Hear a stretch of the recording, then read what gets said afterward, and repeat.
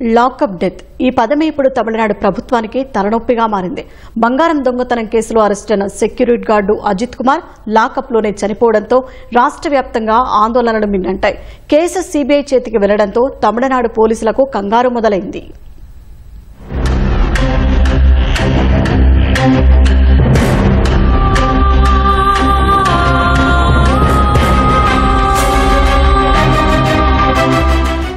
నేరస్తులు ముద్దాయిల నుంచి నిజాలు రాబట్టాలంటే పోలీసులకు చాలా మార్గాలుంటాయి. వివిధ రూపాల్లో వారి నుంచి వివరాలు రాబట్టొచ్చు. కానీ పోలీసులు మాత్రం దండించడమే లక్ష్యమన్నట్లు శివాలెత్తిపోతున్నారు. ప్రాణాలు ఉన్నాయో పోయాయో తెలియనంతగా గొడ్డును బాదినట్లు బాధేస్తున్నారు.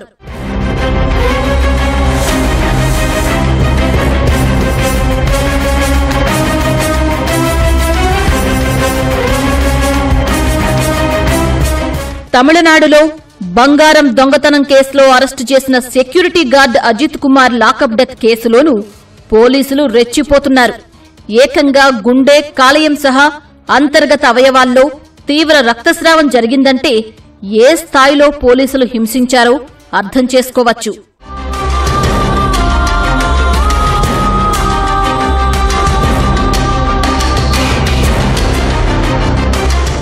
నిజం రాబట్టేందుకు అనుమానితుడిపై 3rd డిగ్రీ ప్రయోగించడం రాష్ట్ర వ్యాప్తంగా తీవ్ర చర్చనీయాంశమైంది.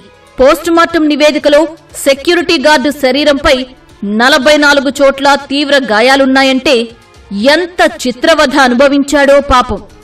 కర్రలు, లాఠీలే కాదు, ఏకంగా ఇనప రాడ్లతోనూ హింసించినట్లు వైద్య నివేదికలో తేలింది.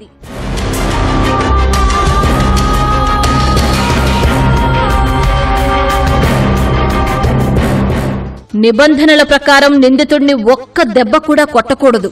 కానీ ఇంటరాగేషన్ పేరిట పోలీసులు చితకబాదుతూ ఉండటం, లాకప్లోనే ఏకంగా ప్రాణాలు పోతూ ఉండటంపై న్యాయస్థానాలు పదే పదే హెచ్చరిస్తున్నా ఖాకీలు పట్టించుకోవడం లేదు.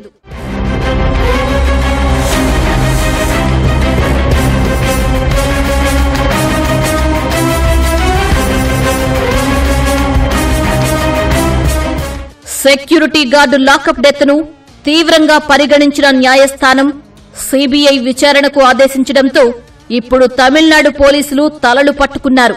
కేసు నుంచి బయటపడే మార్గమెలా అంటూ ఆలోచిస్తున్నారు.